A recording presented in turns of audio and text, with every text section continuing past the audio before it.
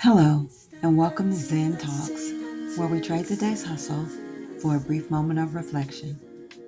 Join us as we explore meaningful thoughts, unwind, and connect in a peaceful environment. Tune in for a brief escape from the chaos of the world and discover a sense of calm and clarity with each episode. Let's step back, breathe, and find our inner peace together on Zen Talks.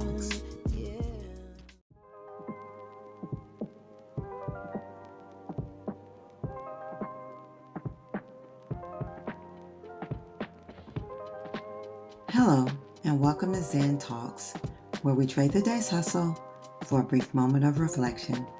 Let's slow down, take a deep breath, and explore the depths of personal growth and well-being. I'm your host, Zen, and as promised on tonight's episode, I want to talk about something that's essential for maintaining our peace and well-being, and that is setting healthy boundaries and doing it without the heavy feeling of guilt that often follows. But first, let me tell you what's in my cup tonight. I'm sipping on a calming lavender chamomile tea. It's perfect for winding down after a busy day. The floral lavender balances beautifully with the soothing chamomile, and let me tell you, it's like sipping pure relaxation. And remember, if tea's not your thing and you need something a little stronger, I won't judge. So grab your drink of choice and let's get into it. Setting boundaries is one of those things that's easy to talk about, but so much harder to put into practice. We've all been there, whether it's with family, friends, or work. We say yes to things we don't want to because we don't want to hurt feelings or we're afraid of disappointing someone. Listen, boundaries are not about pushing people away. They're about protecting your mental and emotional well-being. Think of them as guardrails on the road. They're to keep you from veering off course, not to box you in. One of the biggest challenges when it comes to setting boundaries is guilt. We've been conditioned to believe that saying no makes us selfish or unkind. But let's break that mindset tonight. Setting boundaries isn't about being selfish. It's about self-preservation. So how do you actually set boundaries without feeling guilty? Let me share a few strategies with you. First, you need to get really clear on what your limits are. If you don't know where your boundaries lie, it's going to be hard to enforce them. Reflect on what drains you emotionally or physically and identify the patterns. Maybe you need more personal space, more time for yourself, or less involvement in certain activities. You need to protect your peace by any means necessary. Once you know your limits, the next step is communication. And here's the key. It has to be clear but kind. You can set boundaries without being confrontational. For example, instead of saying, I can't deal with this right now, you could say, I'd love to help, but I need some time to recharge. Let's talk tomorrow. See? Clear, but still compassionate. Now, this is a tough one. We often feel like we need to justify our no, but you don't. No is a complete sentence. It's okay to say no without giving a detailed explanation. A simple, I can't commit to that right now is enough. Now, as I take another sip of this lavender chamomile tea, I'm reminded of how important it is to center ourselves during tough conversation like these.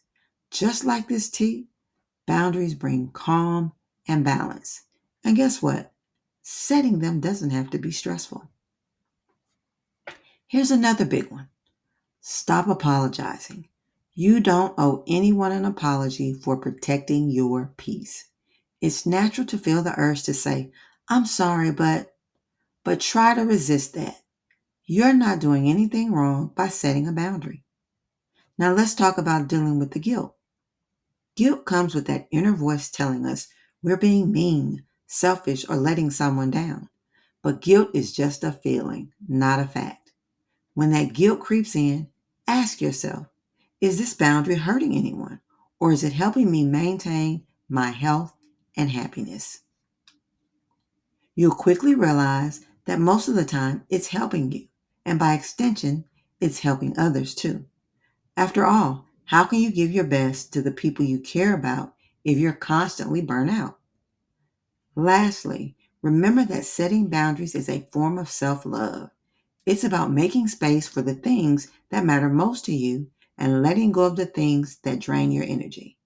It's about showing up as your best self, something that benefits both you and the people around you. It's also about finding that inner calm. So as we wrap up tonight, I want to leave you with this. Boundaries are your personal power. They don't make you less compassionate or kind.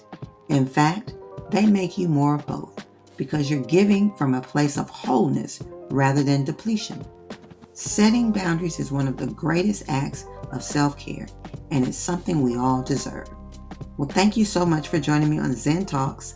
If you've got your own tips for setting healthy boundaries, I'd love to hear them. Drop me a message or leave a comment. And don't forget to subscribe and share this episode with someone who might need to hear it. After all, it's your support that helps us grow and reach more listeners.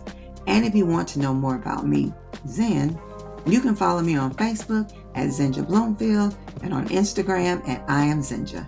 And by the way, stop by sisterpamelapublishing.com and purchase my latest book, Becoming the Kaiel Woman, among other great titles. Again, that's sisterpamelapublishing.com, sisterpamelapublishing.com. Until next time, keep sipping your favorite drink, stay grounded, stay peaceful, and stay zen.